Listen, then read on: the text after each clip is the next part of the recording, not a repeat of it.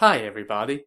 So a few of the show's loyal listeners have written to me recently expressing a desire to make a small donation as a show of appreciation for my efforts. First, let me say that such offers mean a lot to me because they tell me that what I'm doing is clicking with somebody out there and helping to fill a need, which was the reason I started the podcast in the first place.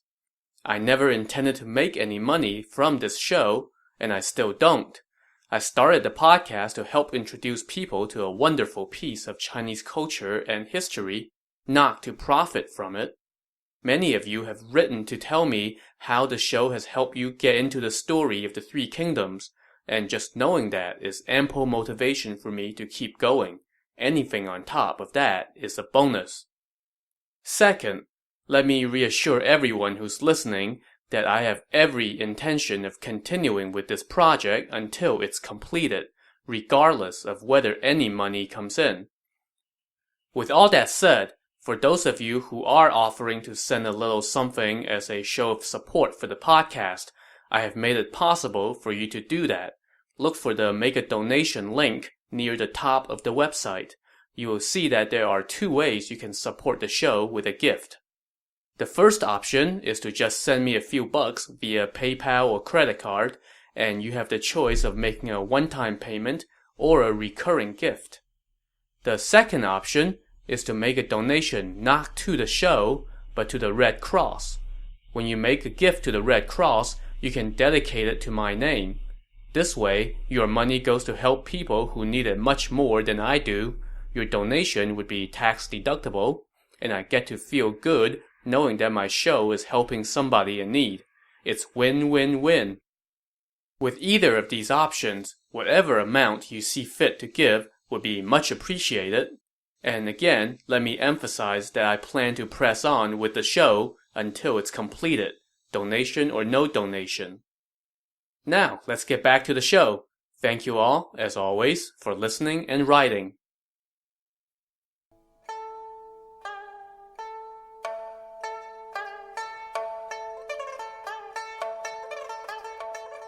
Welcome to the Romance of the Three Kingdoms podcast. This is episode 46. When we last left off, Liu Bei had just come up empty on his trip to see Zhuge Liang. Zhuge Liang was not home, and there was no hint of when he might be back.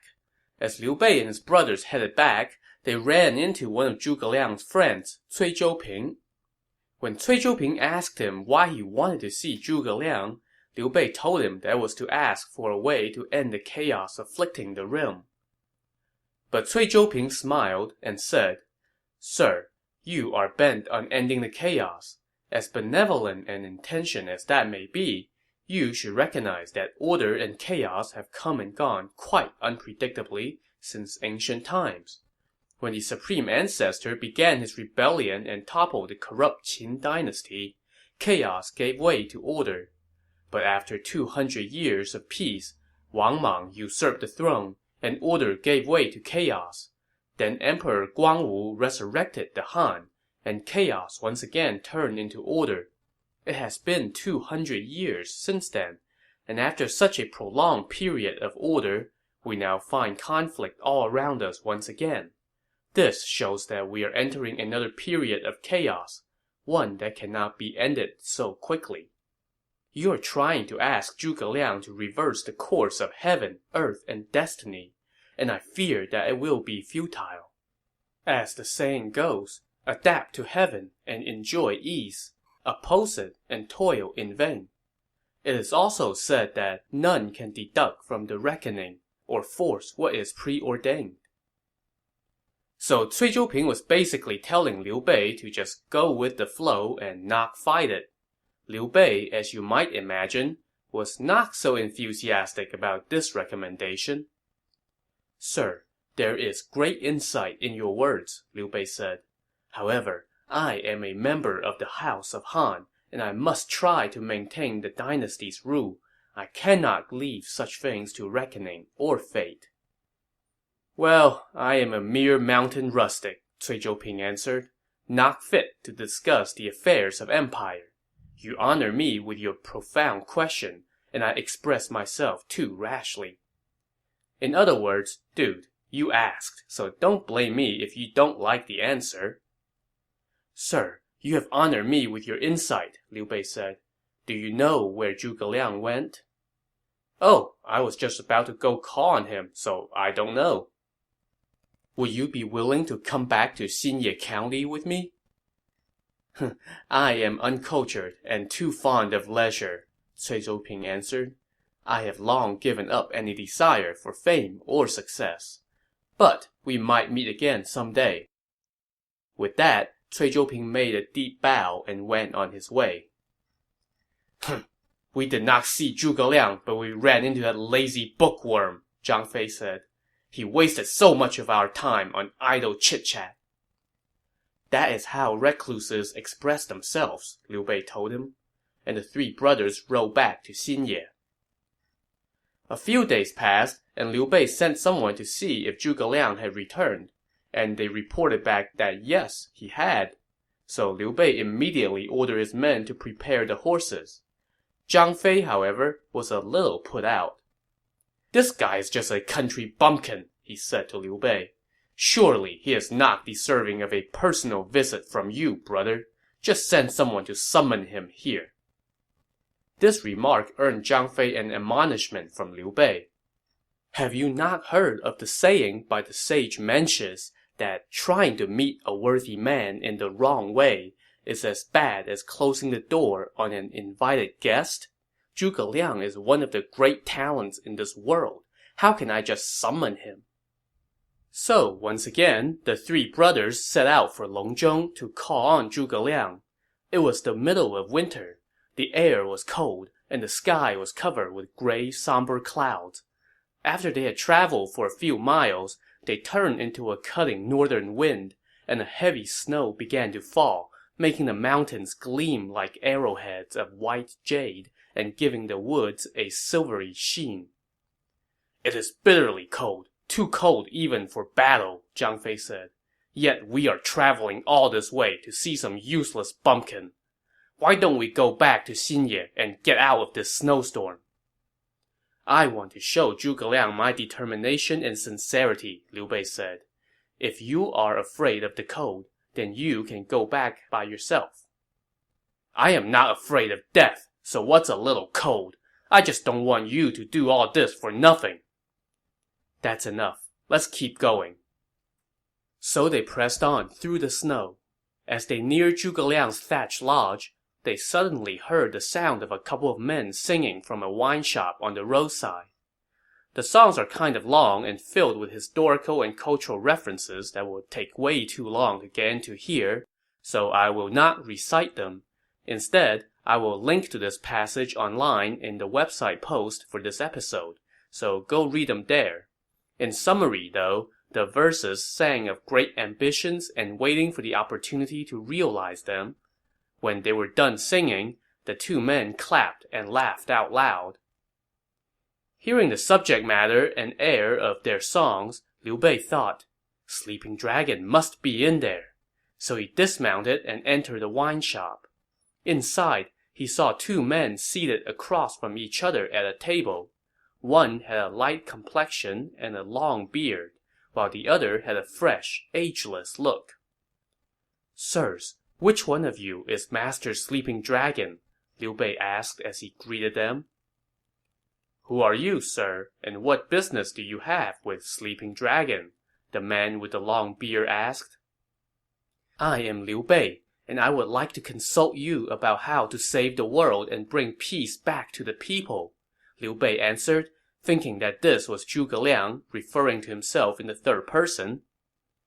Oh, we are not Sleeping Dragon. We are his friends, the long-bearded man said. I am Shi Guangyuan, and this is Meng Gongwei. So once again, no dice for Liu Bei. But he hid his disappointment well and said happily, I have long heard of your names, and it is fortunate that I get to meet you. I have horses with me. Would you two like to accompany me to Sleeping Dragon's residence?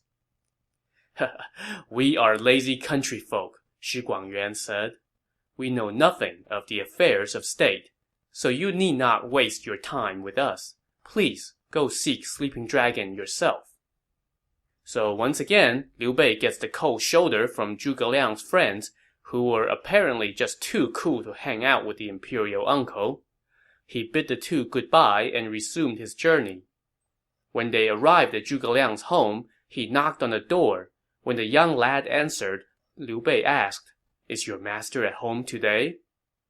"He is reading in the parlor," the boy said. Wow, that was kind of easy.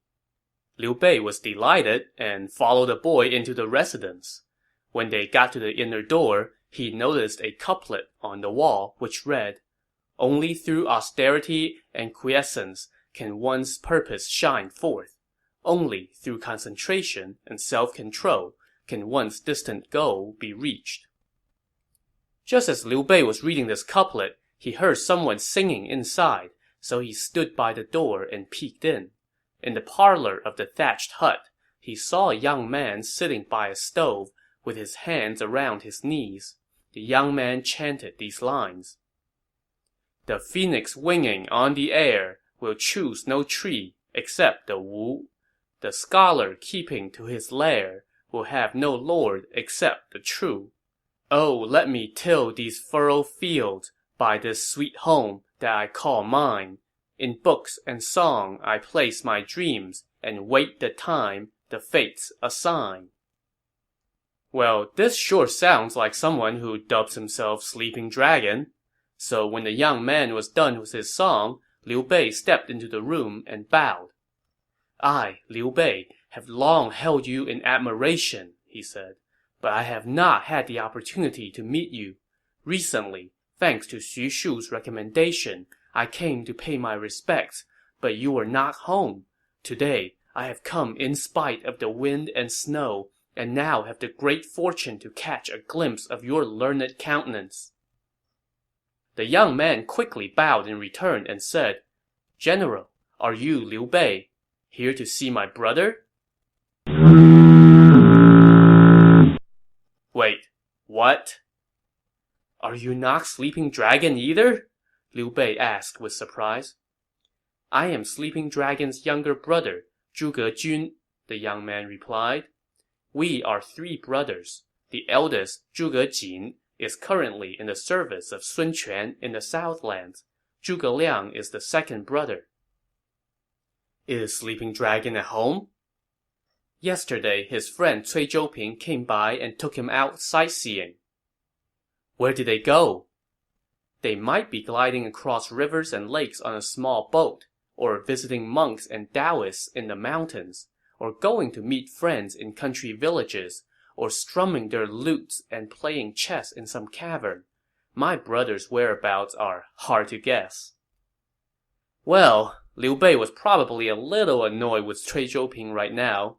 First he tries to talk Liu Bei into giving up his grand ambition altogether, and now he's dragged Zhuge Liang off to God knows where, just as Liu Bei was coming to visit. But what are you gonna do?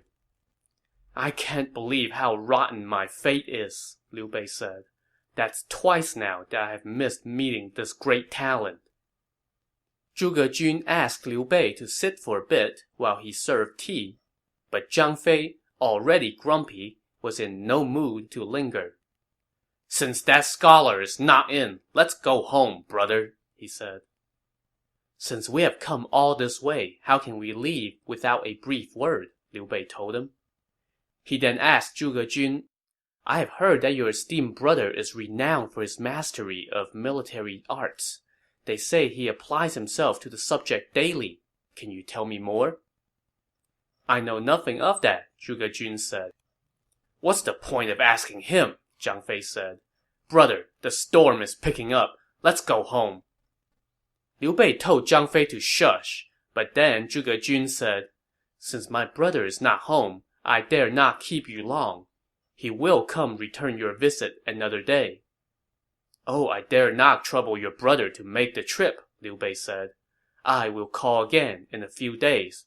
May I borrow a brush and paper to leave a letter for your brother to express my sincerity?"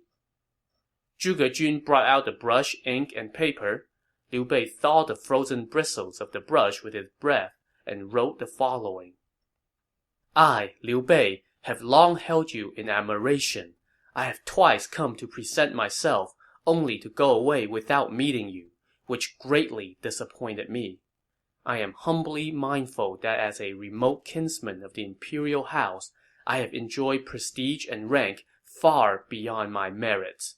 Whenever I think of the sad state of the court, where our laws and customs are crumbling and being swept aside while countless contenders subvert the state and vicious factions abuse their sovereign, my heart breaks and my gall is rent. Whatever sincerity I may offer to the cause of aiding the house of Han is wasted because I lack strategy. I admire your humanity, compassion, loyalty, and honor.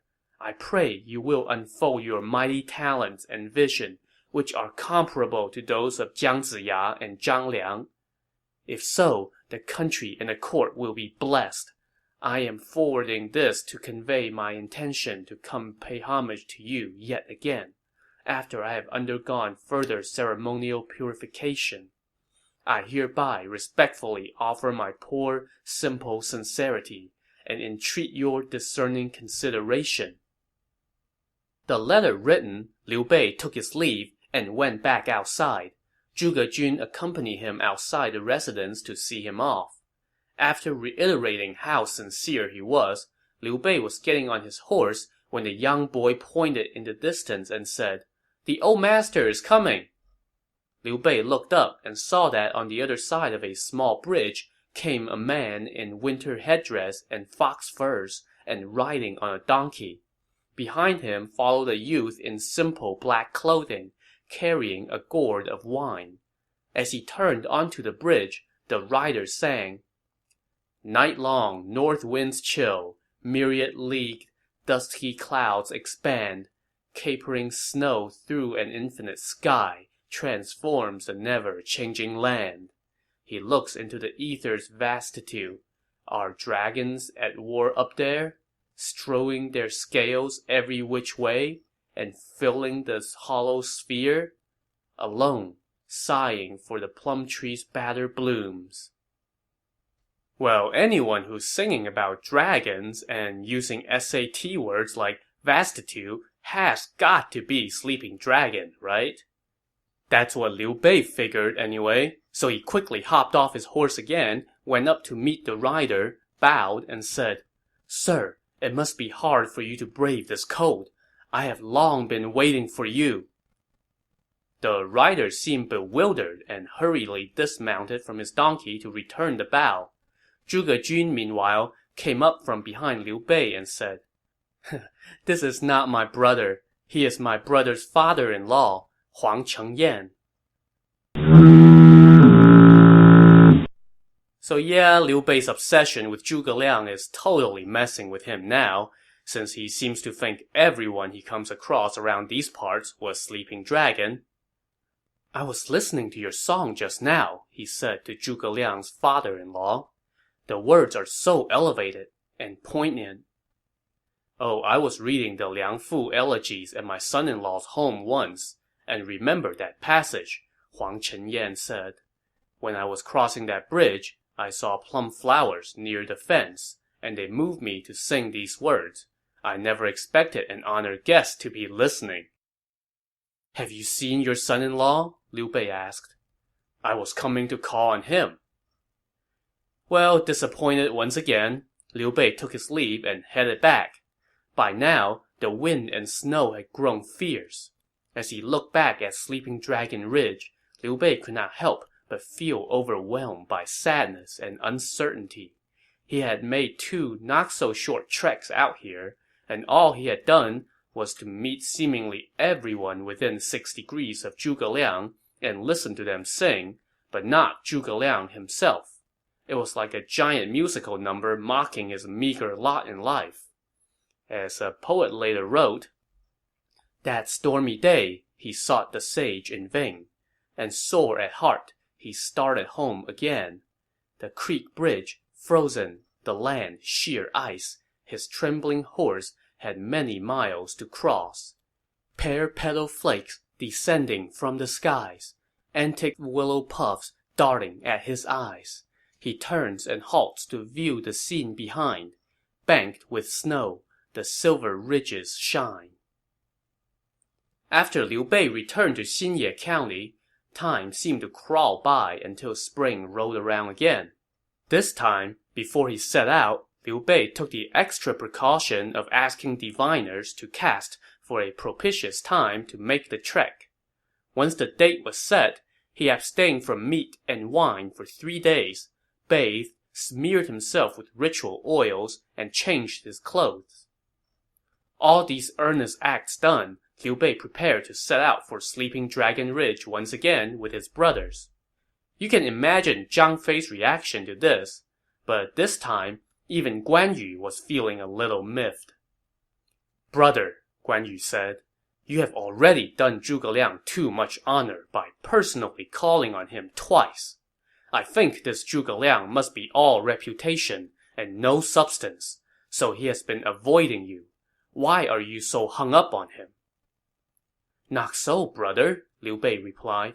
"Have you not heard of how, during the spring and autumn period, Prince Huan of the kingdom of Qi tried 5 times before meeting the recluse who turned out to be the great adviser Guan Zhong? Getting to meet a great talent like Zhuge Liang may require even more of us." "Brother, you're wrong," Zhang Fei cut in. "How can a mere country bumpkin be called a great talent? There is no need for you to go this time. I will go. And if he does not come willingly, I will tie him up and bring him here." This, unsurprisingly, earned Zhang Fei another shush from Liu Bei. "Have you not heard of how the founder of the Zhou dynasty presented himself to the great strategist Jiang Ziya? If he can show such respect to a wise man, where do you get off being so disrespectful? You can stay home this time. I will go with Brother Guan." "If you're both going, there's no way I'm staying behind," Zhang Fei said. "If you go, you must not be rude." After Zhang Fei reluctantly said fine, the 3 headed out once more. When they were within a quarter-mile or so of Zhuge Liang's house, Liu Bei dismounted and continued on foot. Along the way, they ran into Zhuge Jun, and Liu Bei greeted him and asked if Zhuge Liang was home. "He came home last night," Zhuge Jun said. "You will get to meet him today." After that, Zhuge Jun continued on his way. "We will get to meet Master Sleeping Dragon at last," Liu Bei said excitedly. But Zhang Fei was a little less enthusiastic. "That Zhuge Jun is too rude," he said. "He could have accompanied us to his house. Why did he just go off on his own way?" "We each have our own business to tend to. Don't be unreasonable," Liu Bei shushed him, yet again. When they arrived at the house and knocked, the young lad came to answer again. "Young acolyte," Liu Bei said, "may I trouble you to tell your master that I have come to pay my respects?"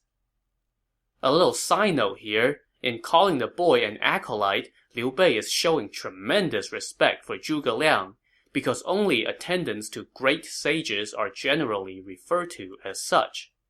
Well, the acolyte/boy answered, "My master is home today, but he is taking a nap in the parlor." "Oh, in that case, hold off on telling him," Liu Bei said. He then told Guan Yu and Zhang Fei to wait by the front gate, while he slowly walked inside.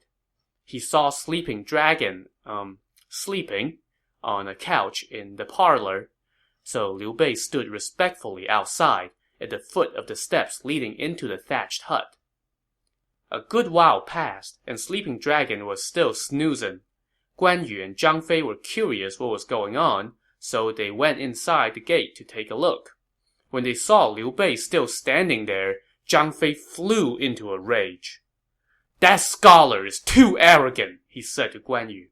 "He knows my brother is standing right there at the foot of the steps, yet he still lies in his room, pretending to be asleep. Let me go to the back of the house and start a fire. We'll see if he gets up then." Guan Yu did all he could to restrain his brother, and Liu Bei now shushed them both and shooed them back out to the front gate to wait. When he turned around, he saw Sleeping Dragon turn, but then he simply rolled over and continued to sleep, facing inward. The young attendant wanted to go wake him and tell him that he's got visitors, but Liu Bei stopped him again. 2 more hours passed like this, and finally, Zhuge Liang woke up. As he yawned and stretched, he recited these lines. From this great dream, who would awaken first? All along I have known my part to play, to sleep in springtime, and to ask no more. Though outside, longer, longer grow the days. After he sat up, Zhuge Liang asked his attendant, Are there any visitors from the outside world? Imperial Uncle Liu is here. He has been waiting for a long time, the lad answered. Zhuge Liang immediately stood up. Why did you not tell me earlier? Let me go change. He then went into the back room.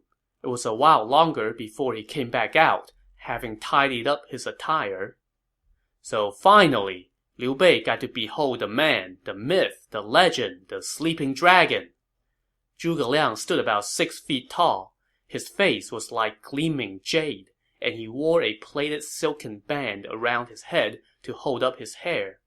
He was cloaked in a robe adorned with patterns of cranes, and he had the buoyant air of an immortal. Liu Bei now prostrated on the ground and said, I, Liu Bei, a distant relative of the House of Han and a foolish man from Zhuo district, have long heard of your great name.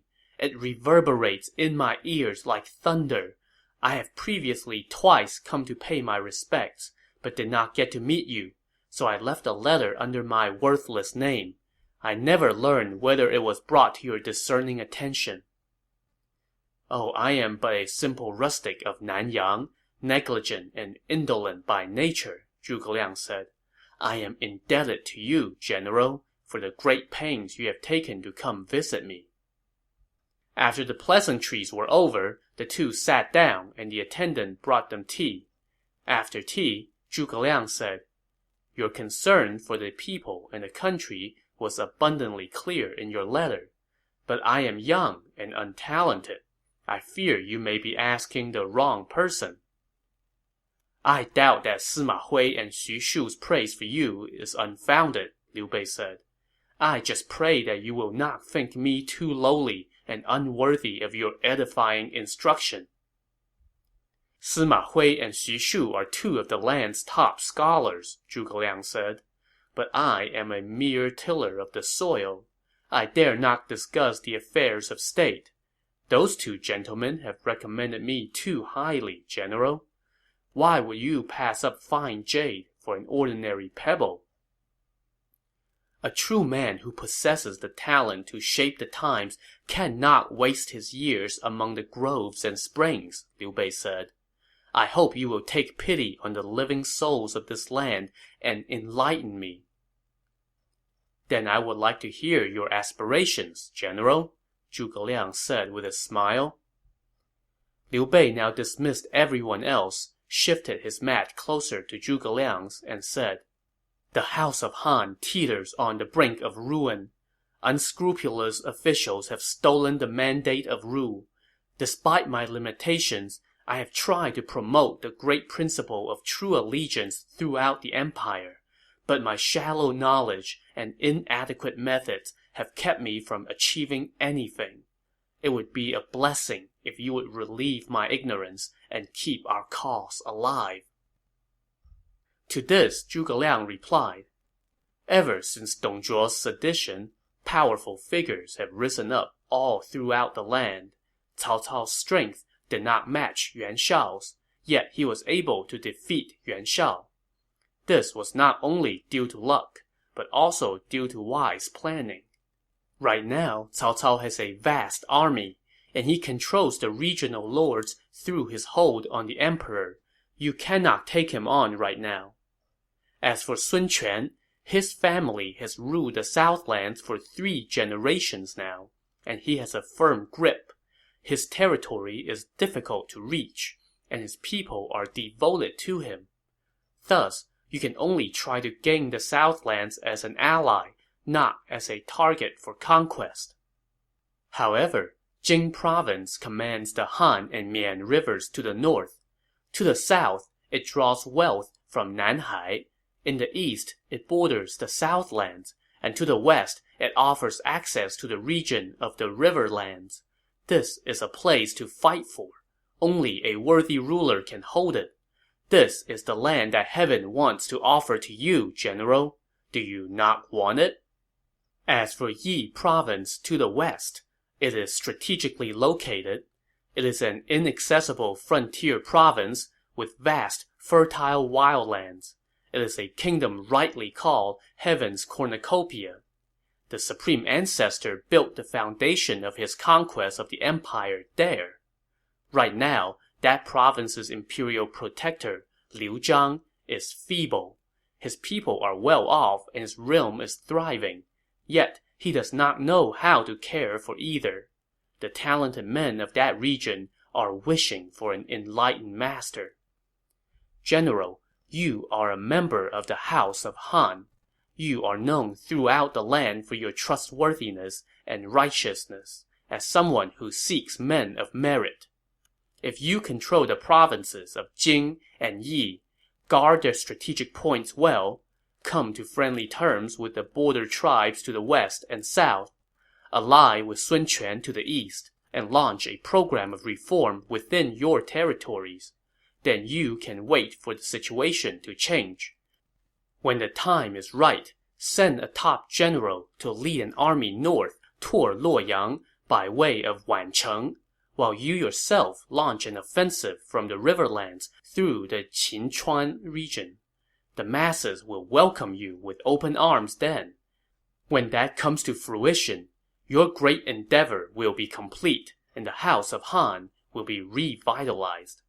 This, General, is the course that I would plot for you. It remains for you to consider it. When he had finished laying out this grand vision, Zhuge Liang asked his attendant to bring out a map and hang it up. He pointed and said to Liu Bei, "This is a map of the 54 counties of the Riverlands. If you want to establish your hegemony, let Cao Cao have the north and the advantage of heavenly circumstances. Let Sun Quan have the south and the advantage of geography. You may have the hearts of the people. Take Jing Province first as your home base, then take the Riverlands to make yourself the third leg in a tripod cauldron of power. Then you can set your sights on the northern heartland." Well, that's certainly a hell of a grand vision from Zhuge Liang.